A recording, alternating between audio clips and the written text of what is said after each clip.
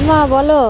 হ্যাঁ খুকি, আগামী সোমবারে বাড়িতে পুজো আছে, তোরা চলে আসিস, ঠিক আছে? আচ্ছা ঠিক আছে মা, আমরা তো যাবই, কিন্তু তুমি তোমার জামাইকে তো একবার বলো। ওকে আবার আলাদা করে কি বলবো? তোকে তো বললাম আসার জন্য, ওকে আবার নতুন করে বলার কি আছে? না মা, তা বললে হয়? ও তোমার জামাই হয়, ওকে একবার না বললে হয়? যতই হোক ও তো তোমার জামাই। আমি ওকে ফোনটা দিচ্ছি, তুমি একবার বলো। কই এদিকে একবার আসো তো। কি হয়েছে বলো। এই নাও, মা ফোন করেছে। কে, মা ফোন করেছে? দাও দাও দাও দাও দাও।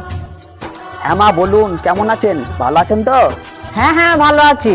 আমার প্রণাম নেবেন। ঠিক আছে ঠিক আছে, তোমরা তাহলে চলে এসো, আমি এখন রাখছি। কেটে দিল মা ফোনটা। মা ফোনটা কেটে দিল।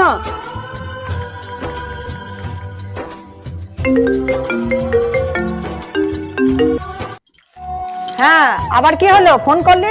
তোমার বাড়ির অনুষ্ঠান তুমিই পালন করো, আমরা কেউ যাবো না তোমার অনুষ্ঠানে। আরে তুমি এরকম কেন বলছো? নিমন্ত্রণ করলো তো, আমি ওসব কিছু মনে করিনি।